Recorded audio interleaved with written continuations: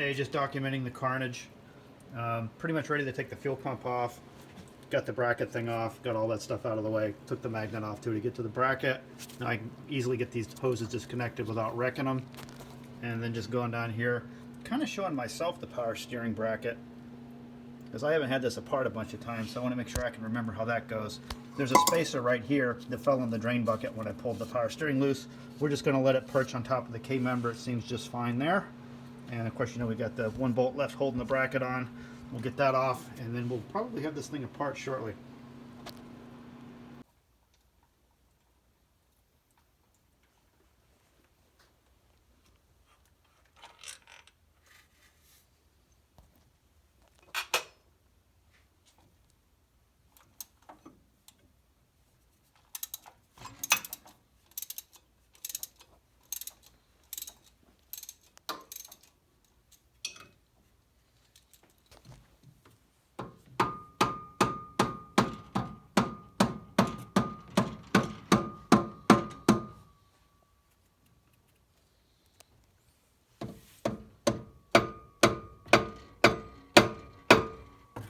That's really on there.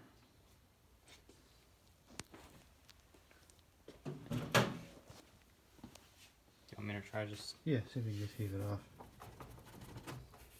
Man, tell you what. That's not going to happen. That was a good seal, wasn't it? And for sure we don't have an extra fastener stuck down there, right? No, I think it's only got 7. I think we got them all out. I think we're good. I think it's just fused on there. Yeah, unfortunately that's sealed really good, but the old stuff behind it back here sure didn't.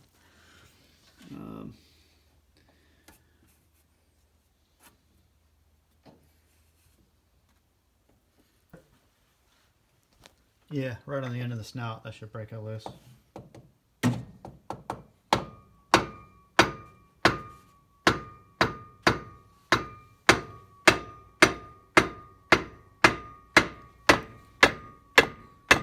There you go, I got it. That was really on there. See if you can heave it out.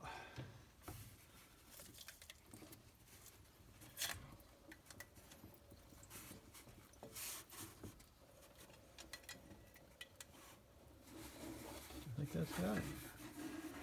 Oh yeah. Sure. Let's take a look at that impeller.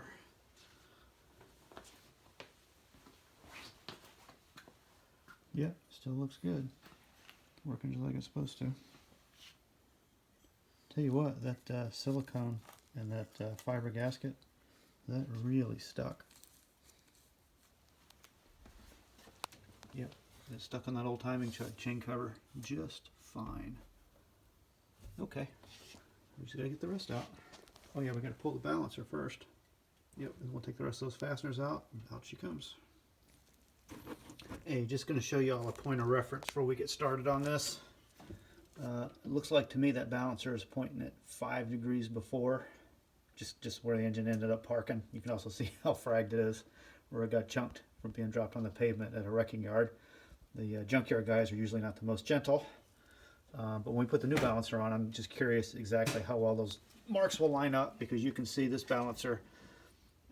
It may have actually walked around the hub, which is not a good thing for an externally balanced engine like this one. You can see there's big chunks of rubber poking out where it shouldn't be. So that's that balancer is definitely long past its useful service life.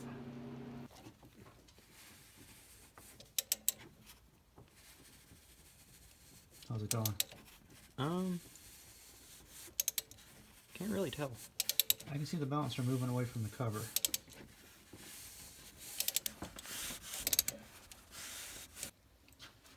Yeah, we probably can get that out there. We got the radiator protected. There we go.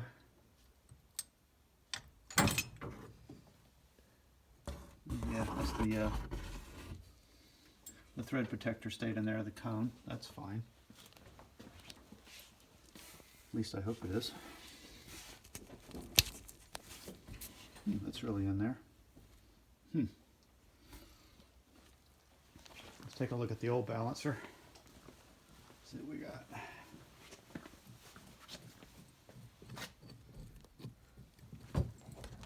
And I can tell by looking at this It's got a sleeve saver on it.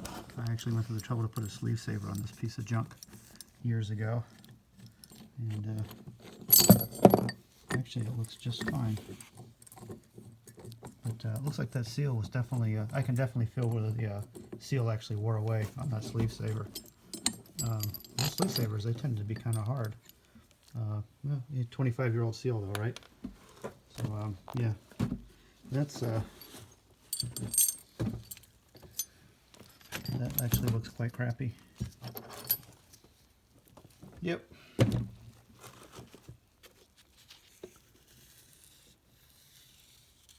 Looks like it was kind of slinging oil. I guess it was actually starting to leak a little. Big chunk missing out of it right there. That's nice. Alright. Definitely did the right thing getting a new one. Oh, that's cleaning up nice. This was kind of an aw shit moment. I was really afraid I had boogered up the threads on the end of that crank using this balancer puller.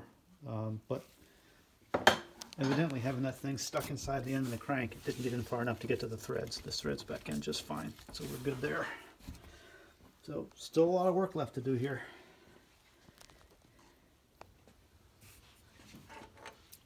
Ooh, Moses. I think that's the last bolt. Wow, talk about a shower. That's some dirty looking tooling, isn't it? Alright, we'll let that drain for a little bit and then we'll pull the timing chain cover off. I think we just about got it. Alright, we're going to try just pulling on it because this thing was leaking so bad. I bet there's not much of a seal there. Nope.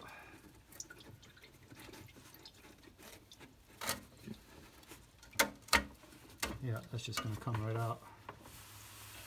And there she goes. Let's see what the inside looks like. Yep, looks about like it did when I cleaned it out a long time ago. And there's what I think was an SSI double roller timing chain set, probably also a Chloe's, right? Kind of looking at the part numbering, it's kind of looking that way. What that is right there. Yeah, you can see how shiny that eccentric is that the fuel pump rides on. It's not grooved, it looks good. And just looking at the chain, that's 25,000 miles. Of course, it's tight on one side. I would say just looking down here, seeing how it's not hanging down too low off the gear, I would say that is probably just fine, and they probably get almost that much slack in them probably after they have 1,000 miles on them. They probably loosen up quickly.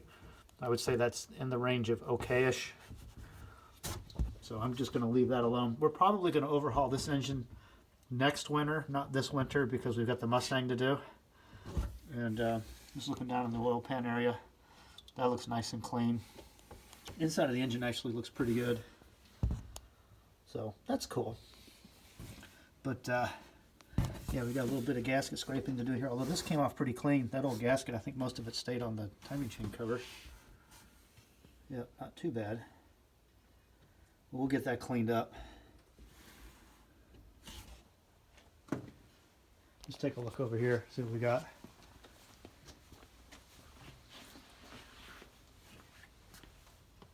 Yeah, Austin's got his work cut out for him.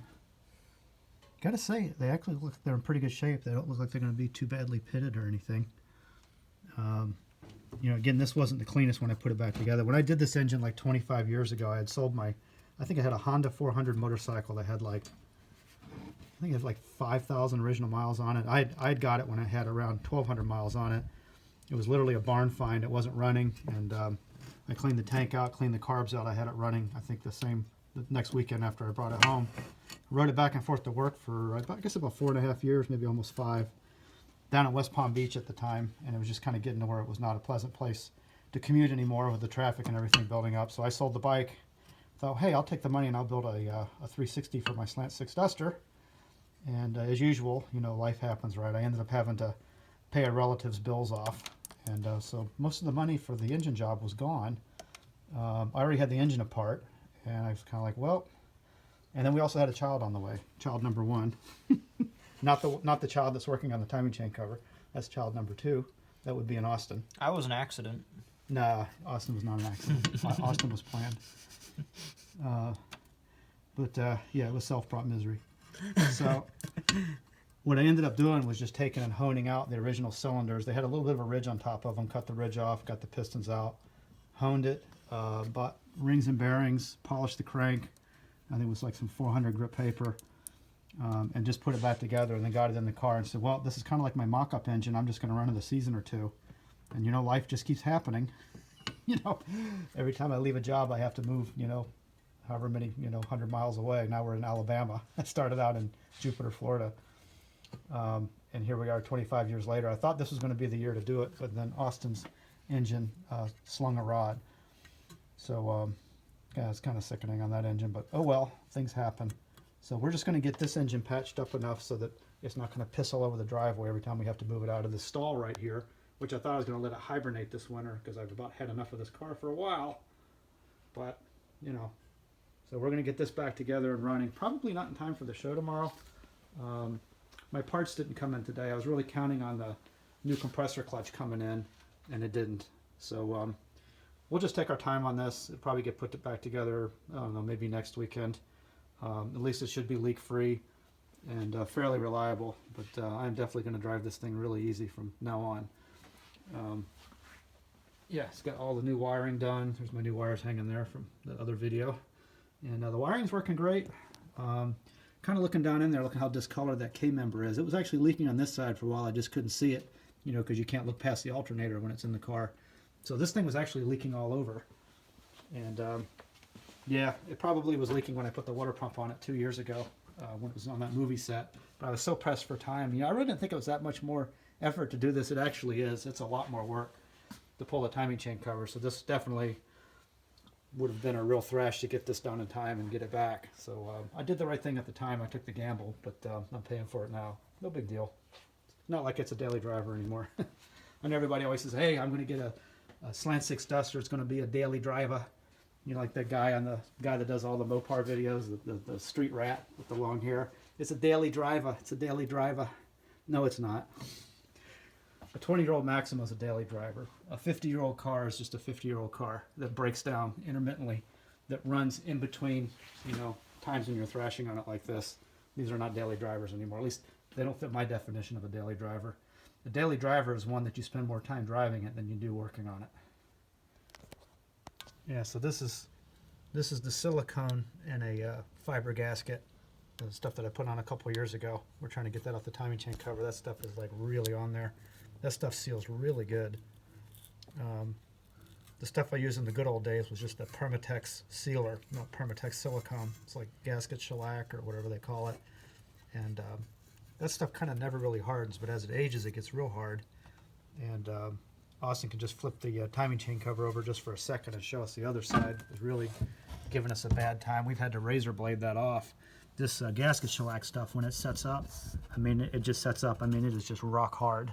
And that's one reason why I didn't want to reseal. Once we took relaxed all the bolts holding the water pump on, it probably loosened that seal up. It probably seeped from day one when I put the water pump on, and it just took a while to kind of finish itself off, several tack cycles, and that's all it took. I think the silicone on the fiber gasket, I think you can even relax the bolts, like if you have to remove something. As long as it's not real old, I think it probably tends to stay stuck like that. I couldn't believe how well sealed that was. That was really just a perfect seal.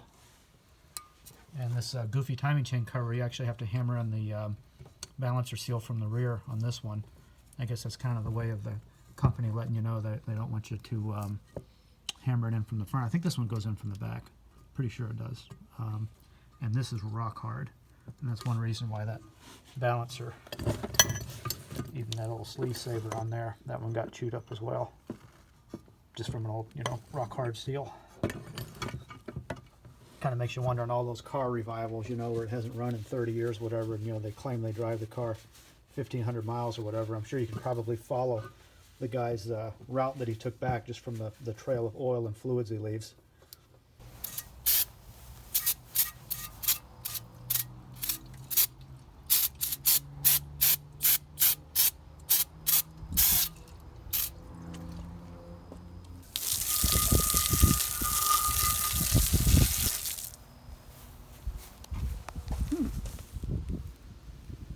made in Canada. Huh, at least it's not China.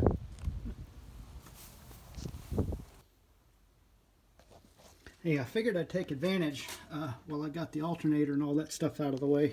You see I went down in here and removed the motor mount. This car was actually developing what I would call torque steer, but not like front wheel drive torque steer.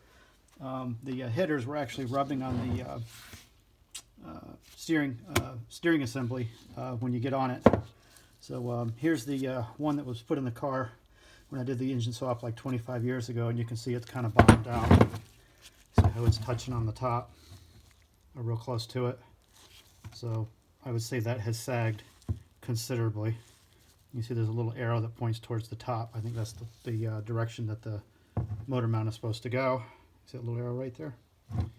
So let's take a look in the, this is a Power Torque. Ooh, made in India. Okay, well, I guess it's not China. Let's take a look at the new one. It also has the arrows. And you see how much gap there is between top and bottom on the steel shell.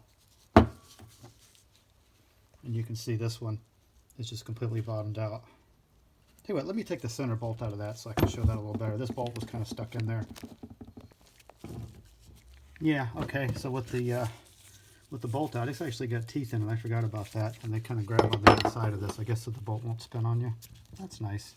But you can see there's almost no air gap there, and obviously when the weight of the engine's on there, and I guess when you're applying torque and stuff, you see how that's pretty well spent, which is going to cause some vibration problems as well as steering linkage problems, because the headers have been rubbing on the steering linkage for a while, and that's probably why. I'd say that's easily settled a ½ inch. You can see the new one here. That's how it's supposed to look. So yeah. We'll get this swapped out. I'll have to hammer it out. Looks like I actually put a little JB welder on that for some reason. Must have fit loose.